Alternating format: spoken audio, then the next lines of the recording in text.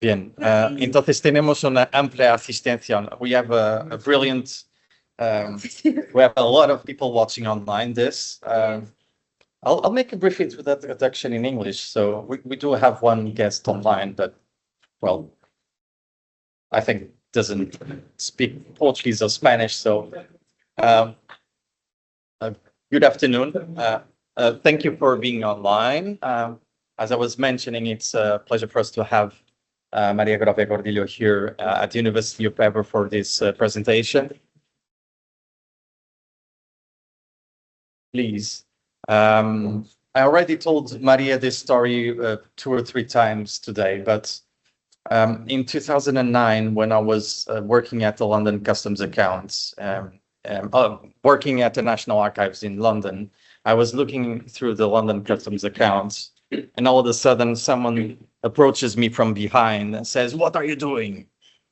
And I was a bit scared, I was just a second-year PhD student. Well, I'm looking for Portuguese merchants in this document. Why? Well, my name is Stuart Jenks, and I'm transcribing all of these sources. So I was a bit scared because all of a sudden I was a bit afraid that I could use those public documents for my research. I didn't know that they were his property. I'm obviously kidding. It was very kind to me. He immediately said, if you have any trouble with these sources, please do contact me. Here's my email address. Of course, I did try to contact him. He did not reply. So when I was finishing my PhD, I had a lot of doubts regarding some of the transcriptions. But, well, the thesis was approved anyway. Probably I fooled the members of the jury. I don't know. Anyways, Stuart Jenks did a remarkable work because those are, I don't know, millions of folios. I'm exaggerating. Thousands of folios that he obviously transcribed and published in a monumental work. And what you guys are doing now, it's amazing because I know I know the London Customs Accounts. I know what Stuart Jenks had to go through to read all of that. And now you're picking those things and putting into an online database, searchable, accessible to everyone. That's really incredible. And I think it will be very, very useful for the students in many different academies, not only in England, of course, throughout Europe and everywhere else in the world, for those who have interest in studying the history of trade, but also socioeconomic networks and many other topics. So I'm really happy to have Maria Grovia Gordilho and members of her team here today for this session. I don't know how will you speak in English, Spanish, Portuguese? What do you prefer? Only Spanish or English, not Portuguese? Okay. Spanglish. Spanglish? The PowerPoint is in Spanish because I'm going to describe a lot of things. Voy a describir muchas cosas en español y en inglés y voy a ir lento. ¿Vale? Entonces, no sé, me da igual. I don't care. Spanish, español. Bien, entonces es mi vez de también cambiar para español. Que tenga algunas palabras iniciales para presentar a nuestra convidada. Bien, en principio Spanish won, so I'm sorry. I'm going to introduce in Portuguese and then we switch to Spanish. Obrigado por estarem aqui. Eu sei que isto é um bocadinho um desvio das aulas normais de História Medieval 2, embora nós tenhamos também uma parte dedicada à economia medieval, no qual este tema se introduz também, portanto, em particular de um registro magnífico, que é o mais importante, o mais relevante registro que nós temos para o comércio externo, para a atividade económica da Europa, que são os livros de contas, ou melhor, os livros das alfândegas de Londres. Vocês não encontram par deste tipo de fonte em mais nenhum arquivo europeu. Há arquivos europeus que têm fontes muito importantes, como arquivos notariais, que vocês quiserem vão para Sevilha, fontes italianas com livros também de mercadores particulares, mas este é sem dúvida aquele registro mais valioso que permite traçar ligações socioeconómicas, comerciais, perceber as transformações também no comércio externo de uma forma muito intensa. E como eu disse, eu trabalhei esta documentação quando fiz o meu doutoramento. Naquele cartaz que eu não sei se vocês viram no Moodle ou qualquer coisa, aquilo é uma foto que eu tirei na altura da minha investigação nos arquivos britânicos e aquilo, pronto, é fantástico, vocês já andam ali perdidos no meio da documentação. Bom, dito isto, avançando, a Maria Grove Gordilho é doutora em História, ela doutorou-se recentemente pela Universidade de Sevilha, ela atualmente trabalha na Universidade de Bamberg, em colaboração também com o Institute of Historical Research no projeto internacional. Ela é especialista sobretudo em comércio entre Inglaterra e Andaluzia no século XVI, portanto ali no início da época moderna. E ela é investigadora neste projeto, cujo título está aqui embaixo, que é o Unlocking Upcycled Medieval Data, em que eles no fundo querem reciclar, mas ao mesmo tempo libertar estas fontes que estão presas a um tipo de material, não é? E que fala no fundo sobre redes North Sea Networks. Perhaps North Sea Networks is a bit narrow, because it's much more than that. Es mucho más de que North Sea, porque Sí. es un poco para... Ahora es sur, Es sur, ¿no? por mi culpa. Pero es mucho más que eso. North Sea Networks, People and Commodities in the London Customs Accounts, de 1380 a 1560, que nos vai falar sobre estes registros das alfândegas de Londres e as suas especialidades para o estudo de comércio anglo-português. Obrigado, Maria, por estares aqui. Isto é informal, são estudantes que estão aqui a expandir também os seus horizontes, com calma, e seguimos. Portanto, eu saio daqui. Vale. Muchas gracias. Muchas gracias, Flavio, por invitarme a este seminario. Me voy a sentar porque si no, no me va a ver nadie. Bueno, como ha comentado Flavio en la introducción, voy a hacer una presentación del proyecto en el que estoy actualmente trabajando, que es un proyecto cofinanciado entre Alemania y Reino Unido. Y bueno, como veis, bueno, como ha comentado, nos dedicamos vamos a someter, o estamos sometiendo a un proceso de upcycling, que os explicaré luego en qué consiste, en las cuentas de aduanas de Londres, entre 1380 y 1560, a partir de una edición del profesor Stuart Jenks, que a mano transcribió todo. La fuente, no sé si conoceréis alguna fuente fiscal, aduanas. ¿Habéis visto alguna alfandega alguna vez? ¿No? Bueno, digamos que para un estudiante o para cualquiera es una fuente difícil, densa, dura, porque está en latín, sí, sobre todo del siglo XIII, siglo XIV, y luego va evolucionando y mezclando latín con portugués, latín con inglés, en el caso de Londres. Y bueno, es difícil. La fiscalidad es complicada, pero es asumible. Entonces, en la pantalla veis la portada para que os hagáis una idea de lo que es la fuente. ¿Vale?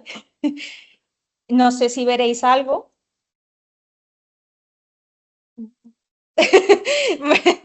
Vale, de acuerdo, pues ahora vais a ver cómo nosotros hacemos eso accesible para todos los investigadores. Entonces, mi presentación la voy a dividir en 3 partes. En primer lugar, os voy a explicar un poco del sistema fiscal londinense, inglés, para poneros en contexto de la fuente. Os hablaré de la edición de Stuart Jenks y luego pasaré al proyecto, quiénes somos, qué hacemos, y luego os voy a enseñar un poco de la base de datos que estamos elaborando y cómo eso es útil para estudiar el comercio entre Inglaterra y Portugal. Está muy guay, lo vais a ver ahora. Entonces, estamos aquí en la primera parte, en fin. Bueno, en primer lugar, veréis aquí un mapa Este mapa, como pone aquí, es de las diferentes jurisdicciones fiscales portuarias de Inglaterra. Es entre el siglo XIII y XV, pero sobre todo el XV, que es el que más nos interesa. Entonces, aquí tenemos la que nos interesa a nosotros, pero en realidad estos libros de cuentas, que ahora os voy a explicar la diferencia entre los Particular Customs Accounts, que son los que nosotros trabajamos, y los Port Books, hay de casi todos los puertos, ¿de acuerdo? Que se conservan, no en su totalidad, porque eso es imposible, pero hay bastantes. Entonces, no solo tenemos cuentas de Londres, sino también, por ejemplo, de Southampton, de Boston, de Hull, de Bristol también, que está aquí, de Exeter, etc. ¿De acuerdo? Entonces, seguimos. Vale. Aquí en esta diapositiva os pongo el tipo de cuentas que existían desde el siglo XIII hasta 1565, que es cuando los registros portuarios cambian. Entonces, en nuestro caso, lo que nosotros hemos trabajado o lo que Stuart James editó, editó todo, fueron las Particular Customs Accounts. Entonces, como veis aquí, estas cuentas son las que más detalles tenía. ¿Por qué? Porque aparecían los registros de los navíos que llegaban a Londres o cualquiera de los puertos que he mencionado y aparecía el nombre del navío. En el caso londinense, ahora os hago unas puntualizaciones y dentro el cargo de cada uno de los navíos, quiénes eran mercader y qué mercancías cargaban, las cantidades y el impuesto. Esas son las Particular Customs Accounts, ¿de acuerdo? Y se conservan en los National Archives de Kew, que está en Londres, con la asignatura E122. Entonces, ¿qué ocurre con estos libros? Llegaba el barco al puerto, esperaba allí un tiempo indeterminado que aún no hemos concretado, porque hasta ahora se ha pensado que la fecha que venían las cuentas era la fecha en la que llegaba el barco, pero eso no es seguro, porque lo mismo el barco se llevaba allí una semana sin que pasara el customer, que es el que decía, bueno, ¿qué lleváis aquí, no? Tal, tal, este es el impuesto, esta es la exención fiscal, quién paga, quién no paga, porque había mercaderes que dependiendo de su origen pagaban o no impuestos. Eso varía mucho a lo largo del tiempo. Entonces, bueno, aquí veis, dentro de las cuentas se distingue entre indígenas, ¿de acuerdo? Que es mercader local, inglés, whatever. Mercader alien, que es extranjero, y de la Hansa, que los mercaderes de la Hansa disfrutaban de unos privilegios muy sustanciosos durante la Edad Media, hasta el siglo XVI, mediados del siglo XVI, cuando entran en competencia con los Merchant Adventurers, que también tenían sus privilegios. Luego, por otra parte, están las Enrolled Customs Accounts, ¿de acuerdo? Estas, bueno, aparte de que aparecen de forma enrollada, de formato, suma los impuestos totales. Esto es lo que luego se llevaba a la oficina del Exchequer para ver qué habían recaudado. ¿De acuerdo? Entonces, son resúmenes de cada uno de los puertos. Y, bueno, lo mismo, estaban en latín, igual que en las anteriores, y también se especificaba qué mercaderes no pagaban. ¿De acuerdo? Porque había licencias, por ejemplo, para mercaderes italianos, para importar lana de Inglaterra, que era una de las mercancías más importantes en la Baja Edad Media. Y también había otras cuentas paralelas a estas, que son las Foreign Account Rolls, que son las cuentas de los mercaderes del Staple de Calais. No sé si sabéis quiénes son los mercaderes del Staple. No, vale. Estos mercaderes tenían el privilegio de exportar lana hacia Calais, el puerto de Calais, que era, bueno, de influencia inglesa, vamos a dejarlo ahí. Entonces, ellos tenían ese privilegio y hay unas cuentas específicas de un periodo específico por el cual ellos recaudaban los impuestos de esas exportaciones de lana y están recogidas. Y también hay otra cuenta que es las Exchequer Memorandum Rolls, que es para ver los fraudes. Porque, como veréis a continuación, este sistema fiscal estaba basado en la non-trust. No confiaban en los oficiales porque el dinero desaparecía misteriosamente. Cosas de las que pasa incluso en la actualidad, ¿no? En fin. Entonces, creo que esta diapositiva está... Vale. Continuamos con la fiscalidad. Bueno, un resumen rápido, el tipo de impuestos que existía, el tipo de customs. Esto es importante para ahora cuando se enseñe la base de datos, veáis que distinguimos entre diferentes cuentas, porque dentro de las aduanas distinguen entre los impuestos, entre las importaciones y exportaciones. Entonces, de forma muy general, tenemos 3 impuestos importantes en esta época. Y, bueno, en primer lugar, la New or Petty Custom, bueno, era un impuesto que se pagaba sobre la lana, las pieles, los cueros, el plomo, el estaño, mantequilla, manteca de cerdo, es decir, productos típicamente ingleses, lo que importaban los mercaderes de fuera. Y los mercaderes extranjeros pagaban más, evidentemente, si no hay negocio. El subsidy, que es un impuesto un poco fluctuante, que se hace fijo a partir de 1471, y el tonnage and poundage, que es el que a mí me gusta más, porque es donde se ven todas las importaciones que llegaban a Londres. Ahí se ve el azúcar, aceite, el vino, todo lo que venía del resto del continente, porque en Inglaterra consideraban Europa como continente, no como, en fin, como un todo, ¿de acuerdo? Pues este impuesto tiene una cuenta aparte y es, bueno, os lo voy a mostrar luego, ¿de acuerdo? Vale.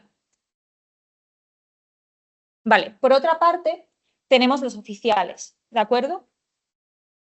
Entonces, como os he dicho, este sistema está basado en la no confianza. En primer lugar, tenemos al collector customer, que es el que recogía toda la información de mercancías, mercaderes, cantidades e impuestos. Es el primero en este sistema. Y para ello, perdón, Flavio, hay una persona que no sé quién es. Luis Miguel Duarte. Sí. ¿Admitir? Admitir. Ah. Perdón. Vale. De acuerdo. Pues este collector customer lo que hacía una vez que pagaba el impuesto el maestre del navío, porque los mercaderes no lo pagaban, sino el maestre del navío, era expedir un recibo, a receipt, pocket, que se conservan incluso en la actualidad estos pockets. Muy pocos, pero se conservan. Luego, en esta cadena aparecía el controller, que revisaba las cuentas del collector, pero no recaudaba el dinero. Pero decía, a ver si esta persona no ha cobrado de más o se ha quedado dinero. Luego aparecía el searcher, que revisaba el trabajo de los 2 anteriores y buscaba también el fraude, si había ahí alguna mercancía que no estaba declarada, etc. Y luego el surveyor, o sea, es una cadena infinita y que por lo tanto genera mucha documentación, porque tanto de los controllers como de los searchers como de los surveyors hay documentación que se conserva, no tanta como las particular customs accounts o las enrolled customs accounts, pero existe. Entonces, aquí tenéis unos ejemplos, ¿vale? Entonces, por ejemplo, esta es una entrada de una particular customs account y es de lana. Entonces, bueno, es complejo, ¿de acuerdo? Pero arriba aparece el navío, el mercader, la carga y la suma total. Estos son los tokens, los recibos, que son pequeñitos, y que se conservan de forma irregular. Y aquí está la Searchers Account, con notas sobre fraudes, que esto luego se lleva a juicio. ¿De acuerdo? Entonces, aquí tenéis un esquema un poco simple de todo esto. Llega el barco a la Custom House, espera ahí no sé cuánto tiempo. El customer, el controller, el searcher y el surveyor. Esto en nuestro proyecto está siendo fuente de discusiones de hasta qué punto tenemos que incluir todo esto, pero es necesario para lo que os voy a explicar a continuación. Vale. Ya por último, os voy a comentar el tema de las Particular Customs Accounts y los Portbooks, porque, como os he comentado, en los años 60 del siglo XVI hay una reforma. ¿Por qué hay una reforma? Porque la corona quiere recaudar más, porque no es suficiente con lo que ya recaudaba. Entonces, el marqués de Winchester, durante el reinado de María Tudor, ya empezó a comentar esta cuestión. No recaudamos suficiente, la recaudación en los muelles, porque había muchos muelles en Londres, es dispar, necesitamos dinero. De ahí a que la corona empezara a adquirir muelles para sí mismo, porque los muelles eran de propiedad privada entonces. Y en los años 50 quieren el muelle de la Custom House y luego cambiaron el formato de los libros. Entonces, aquí tenéis una comparativa entre unos y otros. En el caso de las Particular Customs Accounts tenemos un problema y es que en el caso de Londres no te dice de dónde viene el barco. Entonces diréis, bueno, ¿y cómo sabéis dónde viene? Pues ahí está la cosa, que a partir de los mercaderes y de las mercancías podemos plantear de dónde viene. Y muchas veces es evidente, por el nombre de los barcos, por quiénes están, por las mercancías, porque, por ejemplo, el azúcar no va a venir de Flandes, evidentemente, sobre todo en un periodo tan temprano. Entonces, en los nuevos portbooks se incluye el destino y el origen, algo que es positivo. ¿Qué ocurre? Que los portbooks no se conservan tan bien como las Particular Customs Accounts, porque en Londres pasan cosas. Hay un incendio, hay una guerra, dos, en la edad contemporánea. Entonces, bueno, digamos que con lo que hay podemos hacer algo. Y aparte, bueno, hay una edición de uno de estos libros, que es el libro de Brian Dietz, de 1568-1569, y es muy interesante porque hay un cambio radical en el formato. Bueno, pasamos a las ediciones, ¿vale? Bueno, las ediciones que nosotros estamos trabajando son las de Stuart James, ¿de acuerdo? Que antes le he comentado a Flavio que eran 25 volúmenes, pero esos son los que nosotros trabajamos. En total, entre 2016 y 2024, este profesor ha publicado 45 volúmenes, el más corto de 300 páginas, editado por él mismo, con glosarios que ha hecho él solo, de personas, mercancías, nombres de barcos, en fin, no os lo podéis imaginar. No sé si podré acceder. Vale. ¿Habrá algún fallo? Ah, no se comparte. Está. Bueno, Se tiene que cambiar ahora. si no, no pasa nada. Es en realidad para que vean la página web, pero sí. Tenemos de interromper Vale. y ahora compartir nuevamente. Y Esta. Esta. Vale. Pues hacemos lo mismo para volver a... Para volver. Sí. Bueno. Todos estos volúmenes están publicados en una web que aquí no se ve, pero está en el ordenador, porque en la pantalla no sale. No, es que no sale. No sale. Pero en la Hanseatic History Society, en abierto, en inglés, y se respeta el idioma de los libros, que es latín, con introducciones, etcétera. Bueno, Sí. sí. No, no, No. no.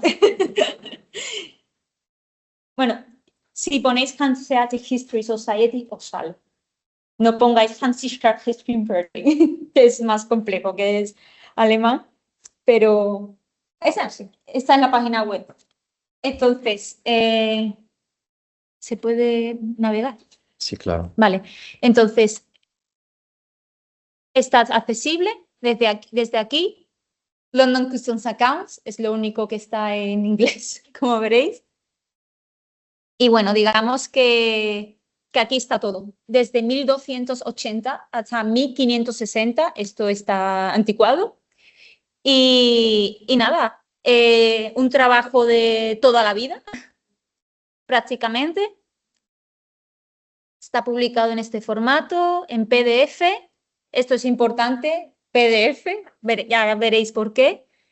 Y bueno, estos son las... Cuentan con una introducción, casi todos los volúmenes, y aquí podéis ver la transcripción. Ahora aquí se ve mejor que en el documento original, pero para que veáis. Todo hecho con macros, que no Word.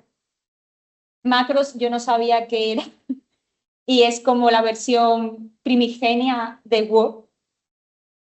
En fin, siglo XX, ¿de acuerdo? Entonces, esta es, por ejemplo, una Bull Custom de 1281 y, vale,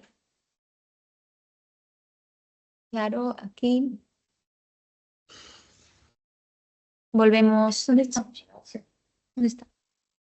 Y volver a Ahí. las cuentas. Sí. Bien, ya estamos.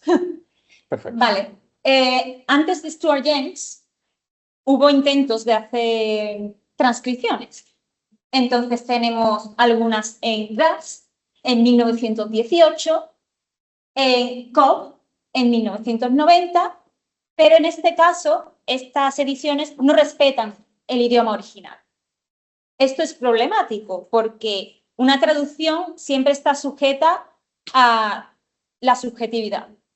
Entonces, tú haces una traducción al inglés, en este caso, y puede estar bien o no. ¿De acuerdo? Entonces, en el caso de Stuart James, él se ajustó a los principios de la Monumenta Germania Histórica, es decir, las prácticas de edición alemanas. ¿De acuerdo? Y de ahí a que todo esté en latín y, bueno, sea bastante complicado para mí en mi caso, pero bueno. Entonces, bueno, este es uno de los últimos que ha publicado, ya no le quedan más, ya terminó. En fin, Stuart James es una persona bastante mayor y ha dedicado los últimos 20 años de su vida a esto. Empezó a finales de los 90 y terminó de publicarse el año pasado, 2024.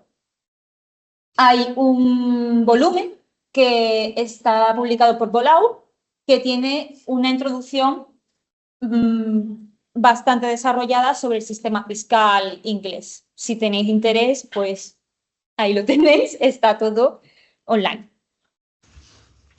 Ahora, ¿qué es lo que hacemos nosotros?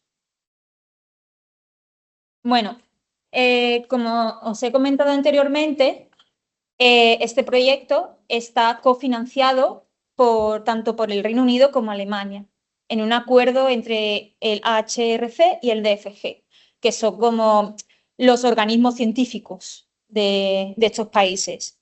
Entonces, es una colaboración y bueno,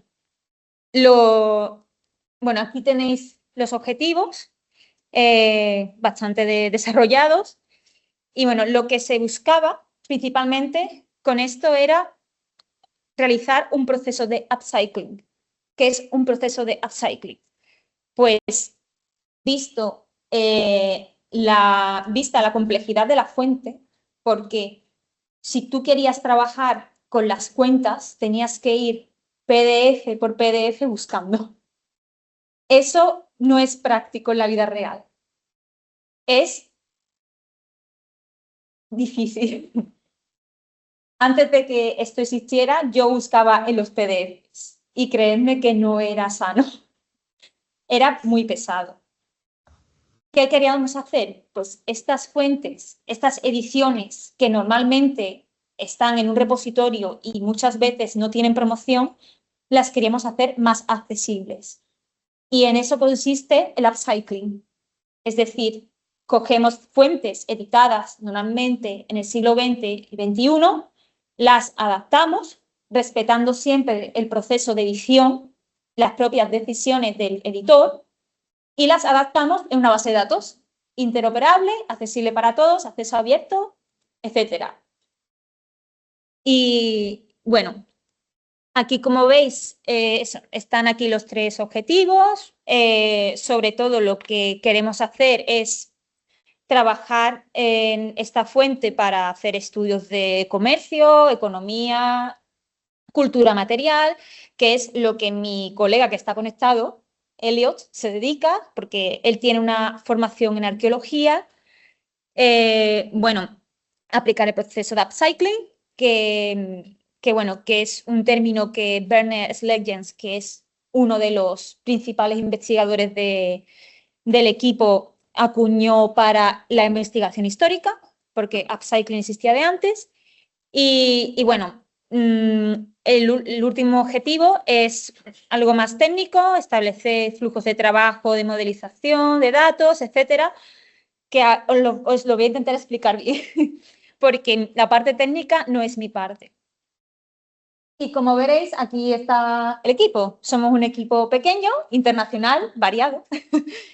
Y bueno, el profesor Bernard Sleggens, de la Universidad de Bamberg, que es especialista en humanidades digitales, el profesor Justin Colson del Institute of Historical Research. Estos son los 2 IPs, aunque aquí lo he puesto en inglés sin querer.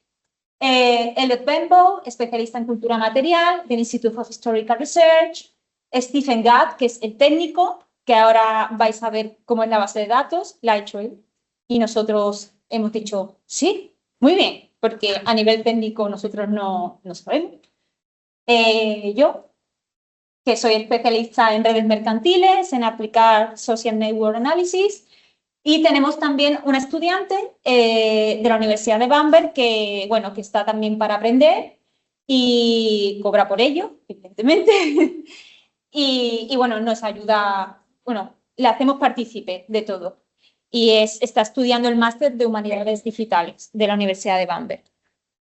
Entonces, ¿qué metodología de trabajo tenemos? Pues ahora mismo estamos en el bloque 1, que estamos haciendo el proceso de upcycling y análisis crítico de la fuente. ¿Esto qué quiere decir? Pues todos los documentos que os he enseñado antes los estamos revisando, porque tenemos que entender el proceso fiscal para poder trabajar sobre la fuente. Y también estamos estudiando, analizando a Stuart James. Le hemos entrevistado, hemos hablado con él, nos ha contado cómo hizo su trabajo, porque una cosa es importante y es que él decidió cosas sobre la fuente. Por ejemplo, la fuente sale abreviada en latín y él decidió hacer la expansión. Por ejemplo, si sale el nombre Juan, Johannes, y aparece abreviado, él decidió expandirlo y decir Johannes. Eso es importante porque lo mismo se equivocó. ¿Entendéis lo que os quiero decir? Pues ese tipo de decisiones son muy importantes para el proceso de upcycling. Vale, en segundo lugar, dentro de poco empezaremos con el bloque 2, que es el procesamiento y enriquecimiento de entidades. ¿Esto qué quiere decir? Pues que hay duplicidades en la fuente, porque a lo mejor nos sale 30 John Smiths. que a lo mejor son el mismo, pero que en la fuente se distingue. A la hora de la digitalización se ha distinguido. Los lugares también, ya que no tenemos el origen, podemos lograr identificar ciertas partes, unidades de medida, barcos, etc. Todo esto lo vamos a hacer de forma manual, porque ya la máquina ha identificado un montón de lugares y nosotros tenemos que distinguirlos. Y luego, por último, haremos los artículos sobre la base de datos.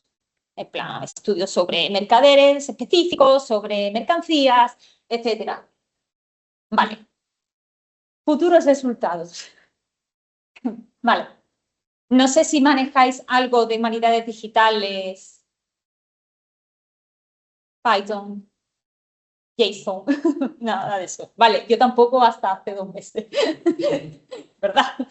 Vale, en este caso, una cosa muy importante es que las ediciones estaban en PDF. El PDF es el enemigo de todo trabajo de humanidades digitales. ¿Por qué? Porque la información no está estructurada.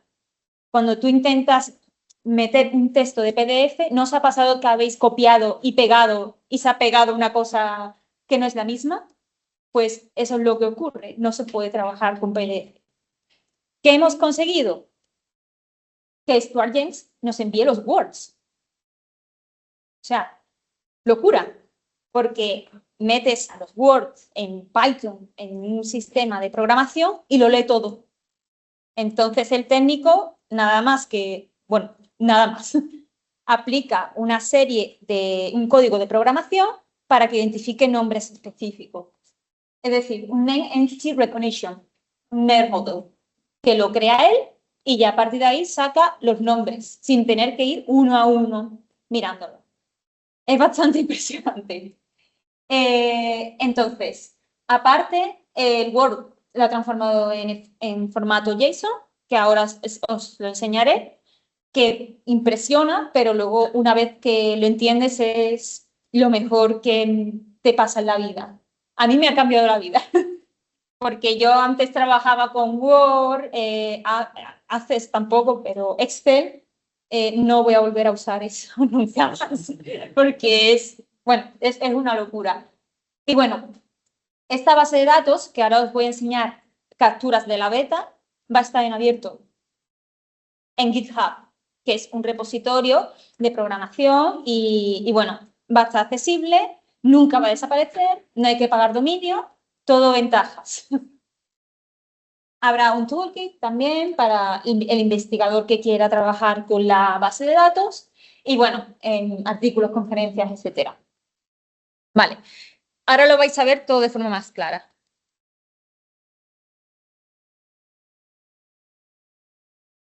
Es el mismo registro. Procuré buscar el mismo registro. Original. Leéis arriba Johannes de Bude. Se lee. Edición. El proceso de etiquetado o labeling. Esto es en formato JSON. Y la base de datos.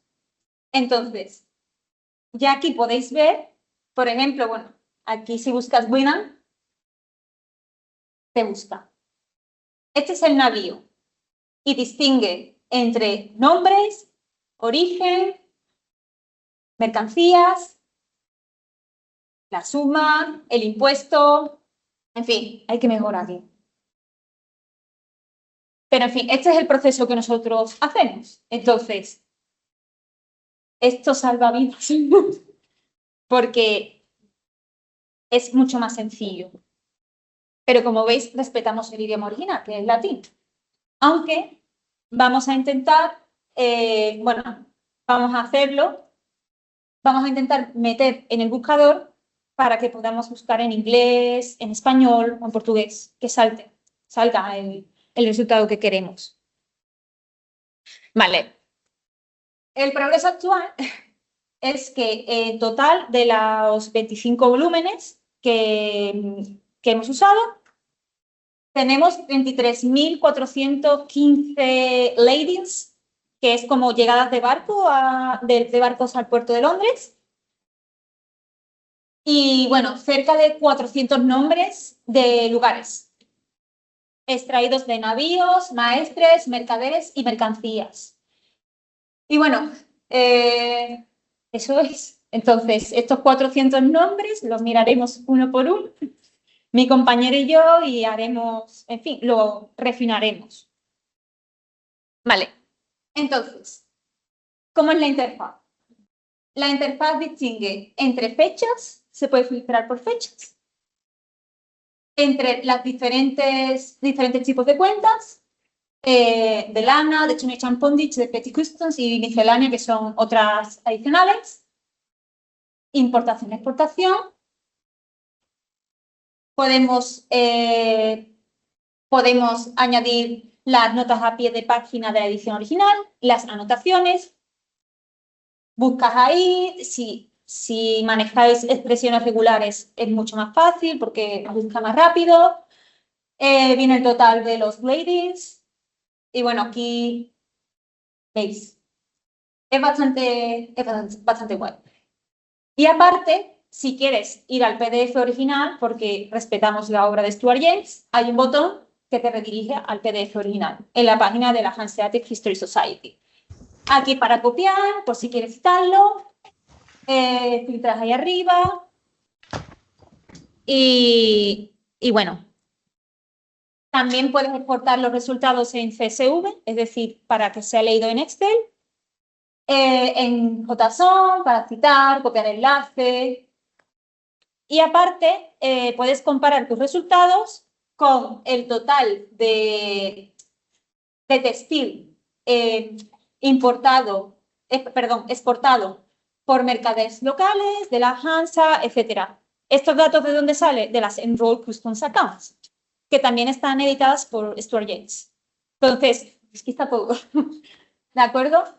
Se puede distinguir, o sea, se puede poner anual, por meses, etcétera, se amplía, se aleja, etc.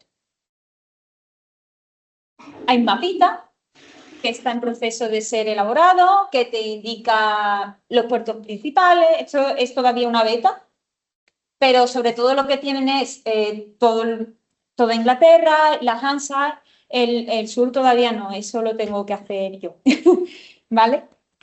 Y luego también hay una pestaña para elaborar redes y demás, que es lo que me encargaré yo en el futuro. Vale. Estudios de caso. Portugal. ¿Cómo buscamos Portugal? Si no, los barcos no sabemos que vienen de Portugal y está en latín. Pues, ¿sabéis Viana Pastel? Esto lo hice yo ayer. Me entretuve ayer. Bueno, yo, como he visto que Diana aparece con Y y con I, le he buscado así. Le he puesto la V, el asterisco, Ana. Entonces te sale 14 ladings entre 1509 y 1532. Y bueno, ¿por qué sale Diana? Porque el barco se llamaba Nicolás de Diana, Antonio de Diana, Bon Jesús, San Antonio, y los nombres pues me sugieren que eran portugueses. No sé vosotros, pero yo creo que son portugueses. ¿Vale? Entonces, Pedro Alberús, Martín Pérez, Joaquín Felo, etc. Este es un caso. Ahora, si ampliamos uno, este concreto del 22 de agosto de 1520, ¿qué mercancía sale? Sobre todo, ¿cuál sale? Si entendéis un poco de inglés, bueno, en inglés, latín, el azúcar. Lo que hay sobre todo es azúcar. Pistis es la unidad de medida, no sé muy bien qué unidad de medida es, pero es una unidad de medida típica para el azúcar. Horchilla, ¿vale? Pastel, en fin. También observáis que la propia fuente, como os he dicho, distinguen entre indígena y alienígena. Aquí hanseáticos no van a aparecer, por lo que sea. Entonces, aquí tenéis alienígena, Álvaro Pinto, en fin. O sea, podemos pensar que es portugués. Antonio Leves, Antonio Martínez, Francisco Férreo, Gonzalo Martínez, Pedro Yáñez. Ahora, ¿cómo se vería este mismo registro en los formatos que os he dicho? Bueno, este es el formato JSON, que diréis, Dios, qué horror. No, es muy guay. Yo uso ahora Visual Art Studio, que sirve para visualizar archivos de texto, TXT, no de Word, y archivos JSON. Entonces, este es el mismo registro y la ventaja que tiene es que si tú descargas este archivo JSON, te busca lo que quieres mucho más rápido que un Word. Es como escribes 3 letras y hace menos de un segundo. En cambio, en un Word sabéis que piensa el ordenador a veces. Y luego el formato CSV delimitado por comas, que esto tiene truco, porque si se abre en Excel no se ve así. Hay que hacer una transformación dentro de Excel, pero bueno, si es más cómodo, pues se hace así. Y veis que es exactamente lo mismo. ¿De acuerdo? Bueno, otros ejemplos que yo considero interesantes. Ahora, de Oporto, pues Porto, y sale Oporto.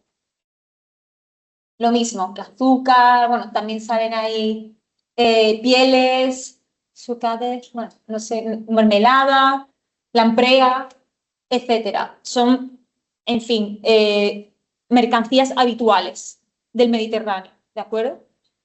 Y luego, el término Portugal es más problemático. También os digo, he consultado el glosario que está hecho ya.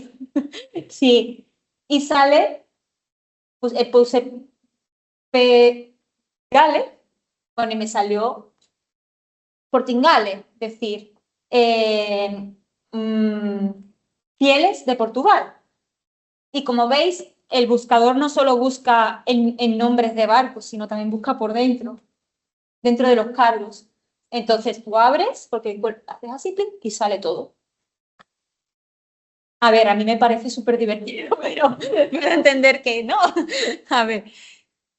Entonces, bueno, este es el último ejemplo, pues lo mismo, sale Portugal por fuera y también por dentro, busca dentro de cada uno de los navíos. Y bueno, hay problemas con este tipo de fuente, porque como os he dicho, el origen no viene, muchas veces puede ser comercio de escala, puede haber parado en Flandes, desde Lisboa, vamos a decir Lisboa por decir un puesto, ¿vale? Desde Lisboa, puede haber parado en el País Vasco, luego luego a Flandes y luego a Londres. Entonces hay que ser muy cauto con todo. Y bueno, yo con esto termino mi presentación. Aquí tenéis un QR por si os interesa en algún momento ver lo que hacemos en el proyecto.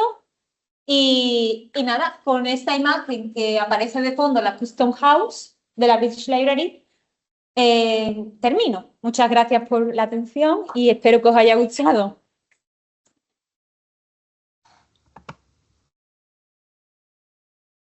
Aplaudido aquí. Muchas gracias, Maria. De nada. Muito obrigado. Conseguiram compreender bem, para começar por aí? Sim. Sim. No global, deu para acompanhar, não houve... Ok, pronto. Esta apresentação, como vocês viram, deu para perceber que tem várias partes, não é? Falar sobre o que é fonte, as edições, avançar depois um bocadinho para o processo de transformação disto numa base de dados pesquisável e acessível a todos, e depois este estudo de caso sobre Portugal. Tem assim alguma questão? Queiram colocar? Estejam à vontade. Sim, João.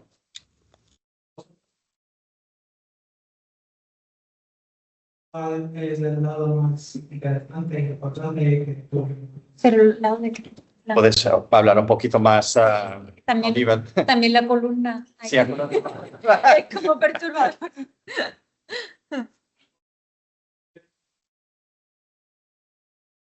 otros datos. Sí. Entonces, lado más interesante. A ver, para mí son los mercaderes. A mí es lo que más me gusta es ver quiénes están dentro de un mismo navío. Porque normalmente se ha asumido que no se conocen entre ellos. Y es mentira. Porque en mi caso, cuando yo estaba haciendo mi tesis, yo la hice de mercaderes ingleses. Entonces, yo conocía la fuente y me puse a buscar a ver si aparecían. Y claro, en un mismo navío aparecían mercaderes ingleses que yo sabía que vivían en Andalucía. Y también salían mercaderes italianos. Claro, y siempre se ha asumido que no interactúan, ¿no es verdad? Entonces, por eso, en mi caso, yo voy a trabajar las redes cuando esté todo bien, bien organizado, pero también, por ejemplo, a mi compañero Elliot, que está ahí en la pantalla, a él, en cambio, le interesan los objetos devocionales, es decir, los rosarios que traían de Flandes a Inglaterra antes de la Reforma Protestante. Sí, porque en las cuentas aparecen rosarios, paternosters, salen figuritas también. Entonces, eso es muy guay para quien trabaje cosas de arqueología, sobre todo. Y bueno, yo creo que, bueno, a mi jefe, a Berners Legends, le interesa más la parte económica. Cada uno tenemos nuestro interés, porque la fuente da para mucho. Sí, por si no lo habéis visto, de nada. Isto, no fundo, vocês. Imagina o que é hoje irem, por exemplo, ao Porto de Lisboa, ou de Sines, ou Porto de Leixões, e terem acesso a tudo que entra e sai daquele porto. Esta fonte, no fundo, é isso, não é? Dá para perceber um bocadinho das necessidades da importação, o que é que as pessoas queriam adquirir, não é? Quais é que eram as prioridades, seja objetos tão simples como um rosário, pipas de vinho ou azeite. Portanto, dá para perceber o mercado de consumo, os gostos de luxo também, não é? Aquela, vai ao encontro daquilo que estuda o colega dela da cultura material. Sí. Portanto, essa é uma das grandes riquezas e dos grandes benefícios da utilização deste tipo de documentação. Mais questões? Curiosidades que tenham sobre a fonte? Sim, Alexandre. Este tipo de acción tiene registrado el número monetario de los impuestos. Además, una duda, en comparación, los mercaderes de Inglaterra con los de Francia, por ejemplo, había dificultades de interactuar con cuál moneda usar. Dificuldades de? Intercambio financiero de No. nuestra parte. No, a ver, el mercado principal de Inglaterra hasta mediados del siglo XVI fue Flandes. Ya luego pasan cosas con España, con el rey español, y ya cambian y se repliegan un poco hacia el norte.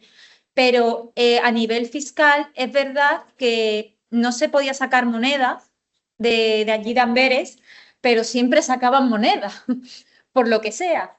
Entonces, también tienes que tener en cuenta el importante número de mercaderes italianos que hay en Londres, que son banqueros al final. Entonces, sí que es cierto que a nivel financiero Londres no es un puerto financiero hasta los años 60, pero antes el dinero fluctuaba y también muchos lo sacaban de Lisboa, que eso es una cosa que tengo que desarrollar, que si no era a través de los puertos de soberanía de Carlos o de Felipe o de los anteriores, bueno, de ellos, en el siglo XVI por lo menos lo sacaban por Lisboa, porque al final Inglaterra y Portugal tenían una relación más estrecha, bueno, siempre la han tenido, ¿no? Y esa era una de las vías de escape de dinero. Mais questões, perguntas? Se não quiserem fazer em espécie de castelhano, façam em português. Tengo una curiosidad. ¿Sabes si con pasar el tiempo los productos comerciales sean más o menos lo mismo o se varían bastante drásticamente? ¿Cómo varían las mercancías? Pues, a ver, Inglaterra sí varía, porque la mercancía principal de exportación era la lana hasta mediados del siglo XV, pero luego, como llega la lana merina castellana, tienen que cambiar al textil, porque ya era de buena calidad, pero no tan buena como la castellana. Entonces, en ese caso, ahí sí cambia, pero todo lo demás sigue siendo lo mismo. Y en el caso de por ejemplo, de Portugal y Castilla, ¿no? Porque tenemos que distinguir con Aragón que tienen un acceso peor hacia Inglaterra. Con el comercio de Indias, pues también varía, porque empiezan a entrar mercancías nuevas. Entonces, el azúcar, que antes, por ejemplo, lo traían los italianos, lo empiezan a traer los portugueses y los castellanos. Y eso se ve cuando empieza esa etapa colonial castellana y portuguesa. Los productos varían. Sí. ¿Lo has entendido? Vale. Sim. Sim, e é um período fascinante. Este é um período em que se consegue perceber claramente estas mudanças no tipo de produtos em circulação. Porque a partir sobretudo da segunda metade do século XV, depois pensam primeiro para as Ilhas Atlânticas, cada vez mais para sul, ao longo do continente africano, e depois conforme se entra depois no mercado asiático e se expande para a América, vai mudando, não é? Há alterações profundas no tipo de mercadorias e no desejo de consumo de sociedades ricas, como a sociedade londrina e outras que têm capacidade de poder de compra também. E as necessidades para as indústrias, os produtos as matérias-primas que también circulan por esos mismos mercados. Sí. Mi compañero que está aquí en la pantalla, él en su tesis apreció, por ejemplo, el caso de la importación de rosarios que desaparece durante un momento muy concreto, en los años 40, porque, claro, está la reforma anglicana, adiós. Ese tipo de productos disminuye muchísimo. Se importaban muchos de Flandes y de repente pues dejan de aparecer. Porque también es verdad que nosotros queremos hacer estudios de consumo de qué consumía la gente en Londres en este periodo tan largo, cómo evoluciona el consumo. Que eso, bueno, lo hace más bien Bernard. Y bueno, eso es lo que vamos a ver. Ahora con la digitalización es mucho más rápido y mucho más fácil. Mais perguntas, questões? Vão lá, não tenham vergonha. No tengáis vergüenza. Não, vamos aqui conversar, uma charla. Sim. E assistência online, quer fazer alguma pergunta? Que eu ouvi um senhor de Viana do Castelo, não sei se querem intervir. Só um segundo. Luís Miguel Duarte é professor da Universidade del Porto, de Viana, y has mostrado ejemplo de embarcaciones de Viana, de sus antepasados, mercaderes que han exportado mercancías para... Sí. Flávio? Sim. Estou a tentar ativar a câmera. É no botão ao lado do bolo, onde diz câmera. Não, diz câmera, mas desativar, ativar.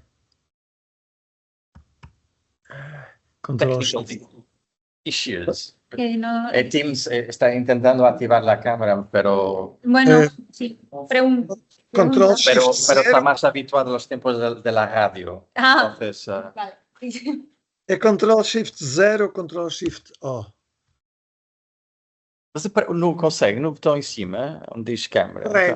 Carrego, ativar câmera. E não funciona. Sim. Quer que eu vá aí num instantinho, dar ajuda? Devo ter dado alguma definição no princípio. Talvez, não sei. Pronto, fica só o áudio. Pronto, fiquei só o áudio. Boas tardes a todos, parabéns ao Flávio por este seminário concreto e pelo ciclo e os outros que já fez, e boas tardes aos que estão a ouvir, e muchas felicitaciones a María. Me perdona que he entrado un poco tarde porque de los avisos hablaba en 14:30 y entonces llegué tarde, perdona. Yo he perdido. Una cuestión para ti, creo que es tu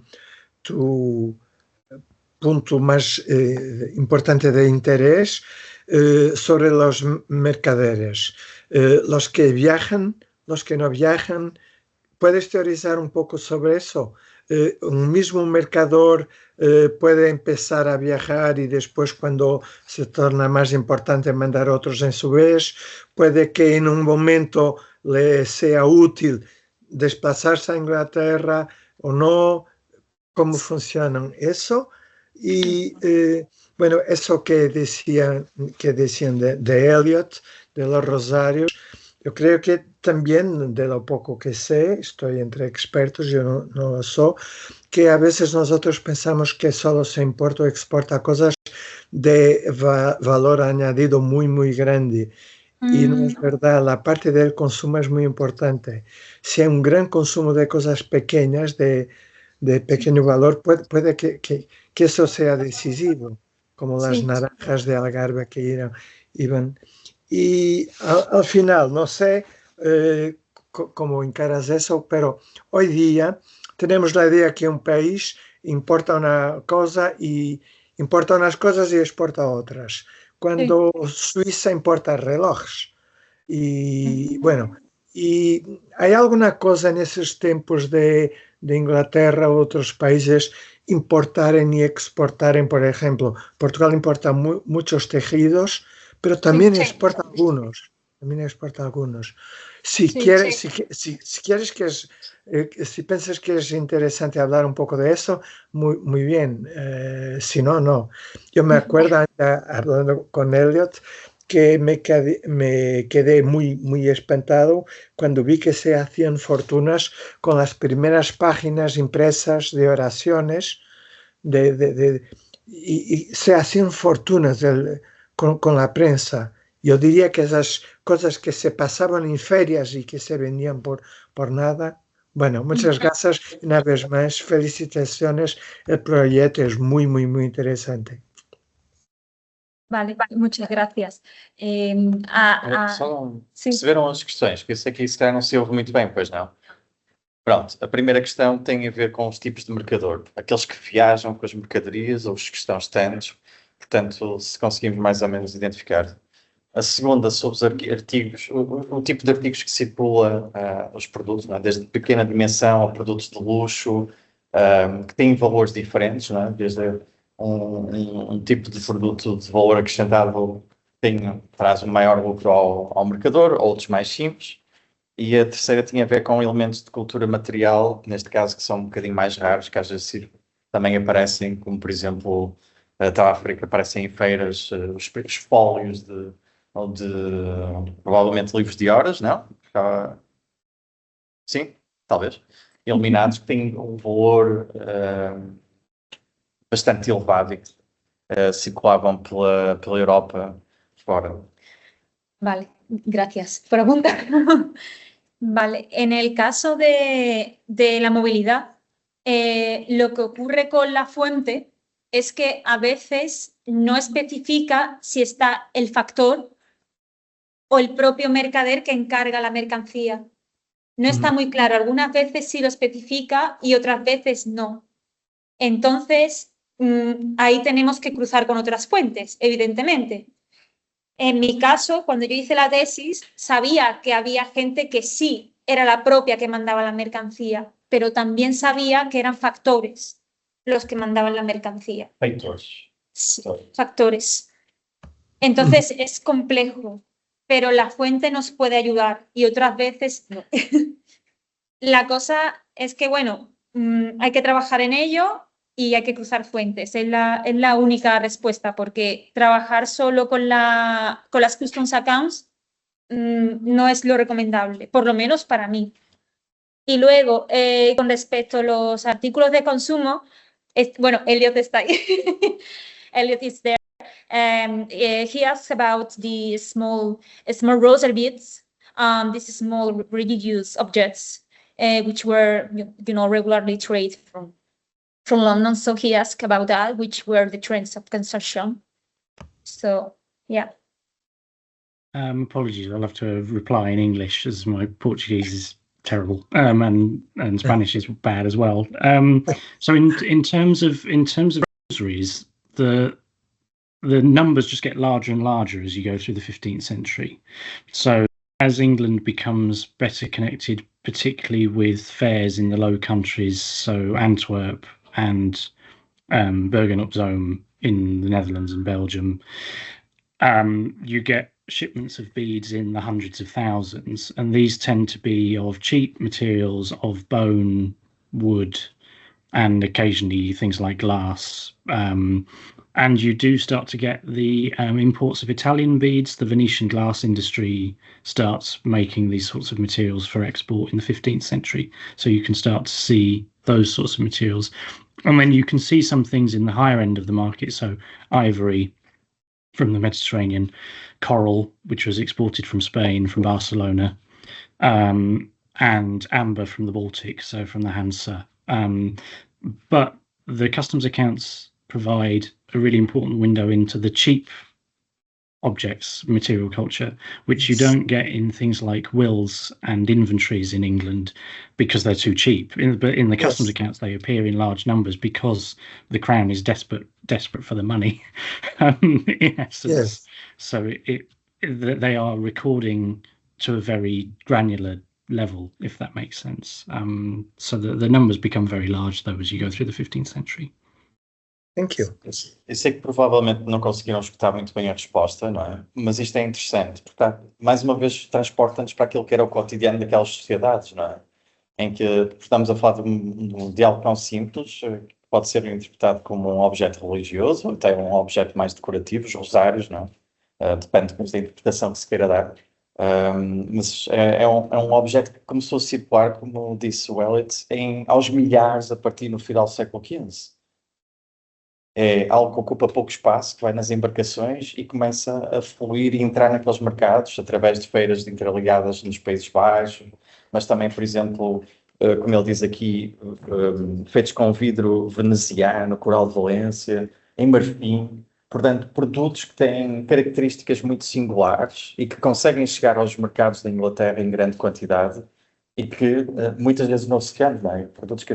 Objetos que as pessoas usavam no seu cotidiano ou que tinham nas suas habitações para utilização mais privada. E isto é algo de extraordinário, não é? Uma pessoa hoje em dia é mais fácil adquirirmos todo o tipo de objetos, não é? Mas na verdade estas sociedades eram mais complexas ou estavam mais interligadas do que hoje imaginamos. Lo interesante es que muchos de estos objetos se conservan. Sí. En el London Museum, en el Museo de la Hansa en Lübeck, entonces se puede rastrear y es muy interesante. En Londres la ventaja que tienen es que tiene un río muy grande y que normalmente expulsa objetos, literal. O sea, si vais a Londres, si habéis estado alguna vez en el río, hay gente buscando siempre con un detector, no sé por qué, pero buscando y siempre salen cosas baratas, pipas, rosarios, figuras de todas las épocas. Y normalmente eso se respeta. Bueno, tienen una tradición peculiar, vamos a decirlo así. Já agora só uma questão. Sobre estes pequenos objetos que circulam, eu recordo-me sempre da Wendy Childs, quando ela uma vez deu um seminário no Porto, há muitos anos, as lições Armindo de Sousa de História Medieval, 2009, não foi? Acho eu. Não sei, em que ela dizia, nós não vamos imaginar isto só como os marcadores a transportarem produtos valiosos, seja o vinho, o azeite, ou então açúcar, marfim.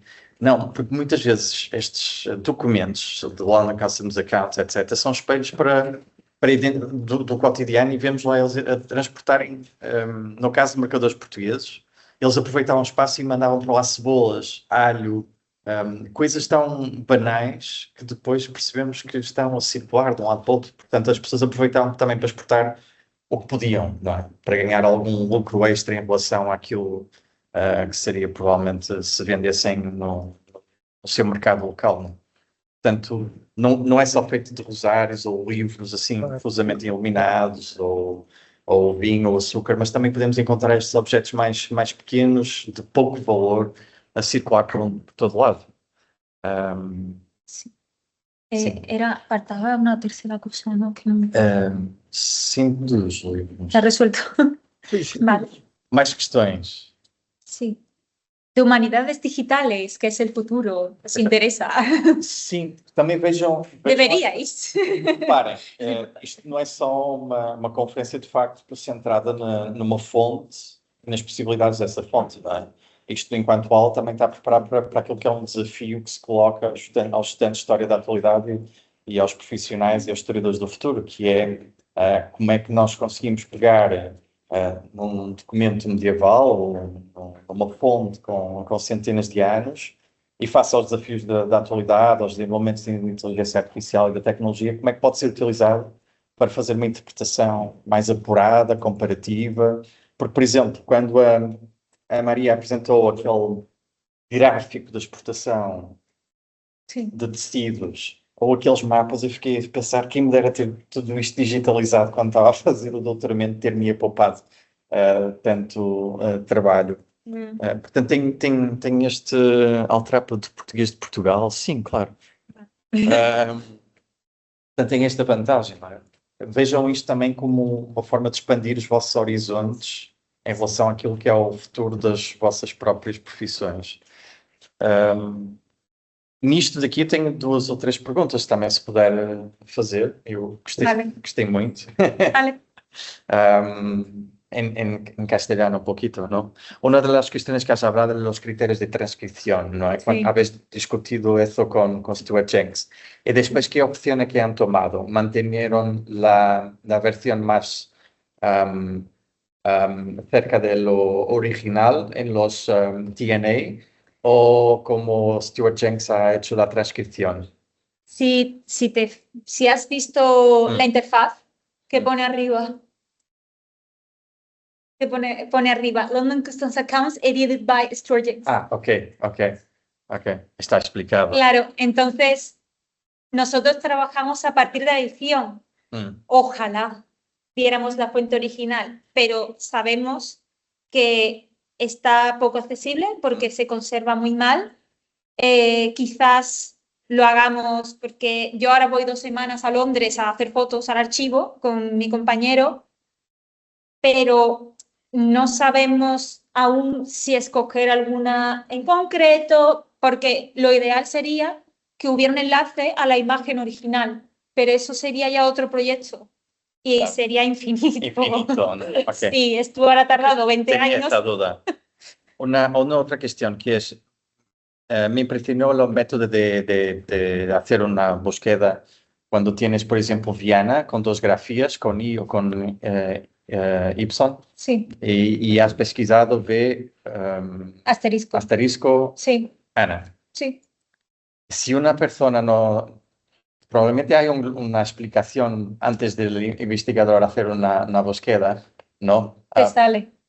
Te sale atajos de búsqueda. Sí. Sí, es que no he podido enseñarlo. Que hay muchas pero- grafías diferentes por la mismo Portingal, Sí, escrito de diferentes formas. claro. Cuando la base de datos está online, si yo escribo solo Portugal, Sí. ¿va a elencar todos los registros? Cuando lo enriquezamos la base de datos, saldrá Portugal. Ok. Lo que pasa es que tenemos que asociar Portugal con Portingale, Portugal, etcétera. Tenemos una mano de Luis Miguel, No. ¿no? Ah. No. Continúo intentando colegar la cámara, entonces van a salir todos los dibujos posibles. Ok. Muy bien. Bueno, Hay una otra cuestión, pero es más de la historia de Londres que propiamente de la base de datos. Cuando hablaste de la política de adquisición de moles por parte de la corona, de muelles, sí. mueles por Sí. parte de la corona de inglesa, Sí. estamos hablando del siglo XVI. 16, sí. Sí. Pero antes de eso, son mueles particulares, Son privados, Sí. pero están sobre la jurisdicción fiscal de la corona, Sí, ¿no? pero el DOC es de propiedad privada. Se hereda incluso el DOC. Y cuando Sí. dices privada, estamos hablando de qué tipo de... Mercaderes. Mercaderes. ricos. Mercaderes ricos con muelas. Sí, de hecho, una cosa que no he mencionado es que los mercaderes, una vez que son ricos, muy ricos, dicen, pues ahora voy a recaudar yo impuestos del puerto y se hacen controllers, searchers. Entonces pasan de mercaderes a controladores. Sí. Basicamente, não sei se perceberam a ideia, estava a perguntar porque é que há determinados locais, não é por assim dizer, que eram propriedade privada, que isto é uma coisa assim um bocadinho mais estranha. Ou seja, locais onde chegavam as embarcações e o local onde eles aportavam era privado, embora tivesse os agentes do rei para controlar o que entrava e saía na embarcação para pagamento de impostos. Mas a parte interessante que ela está a dizer, que a Maria estava a comentar, muitos destes mercadores ricos depois passam agentes das alfândegas. Tinham todo o interesse em controlar também o sistema fiscal. Sí. A mí me parece tardío tener un muelle a nombre de la corona, es Sí. muy raro, pero allí funcionaban así, por lo que sé. Mais questões queiram colocar? Não sei se a comunidade online muito reduzida também quer fazer alguma pergunta. Se não, eu tenho uma mais, que é... Bueno, has dicho que en 2 semanas vas al loft, ¿no? Que sí, hacer unas fotos. sí. So will you and Elliot be joining you? Yes, because will the two of you be the last persons on this planet to examine in the London Customs accounts? My question is, after this, will the historian still go to the archive? Yes. Stuart James, of course. Siempre. I hope so. You hope so. There is a tendency for some English archives, once a document becomes digitized, to make accessing the originals more and more difficult. And the TNA, the National Archives, has a history of doing this. It's important to bear in mind that Stuart's editions actually look quite different to the original documents, even on the page, because he silently expands all the abbreviations and all the... So when you go and see the originals, there are very good reasons to keep looking at the original documents and also to check, because as Maria said at the start, that this was all done by one man with no editorial assistance. So, you know, it's worth going to see the originals. And there's 15 other customs districts in England, many of which the records haven't been published. Yes. So we've got huge reams of customs documents for London from, as kind of Maria indicated, from about 1380s when they get really detailed until 1697 when the Victorians destroyed the later port books. So there are endless projects you could do continuing to work with the original documents, because and I think from a student point of from a studying point of view, I think there is no real replacement in the end for at some stage seeing the real things, as it were. I think there are really important material reasons why you would go and see the original documents, as fantastic as these published editions are.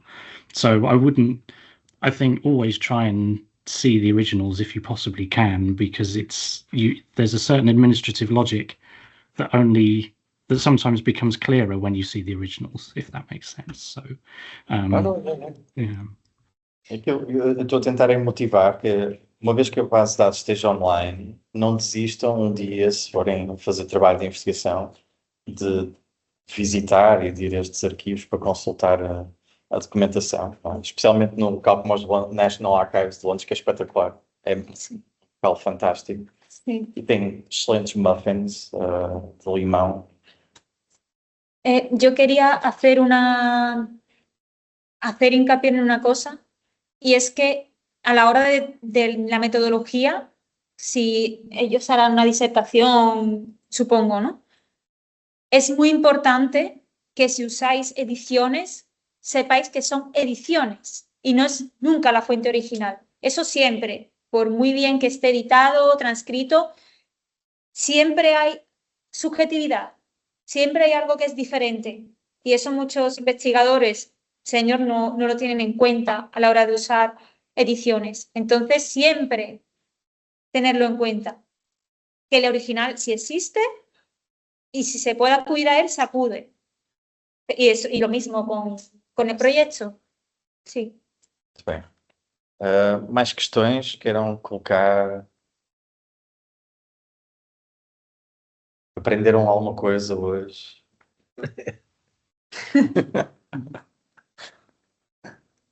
Sim, foi muito mais X mal ao normal, não foi? Foi. Estão a dizer que sim também.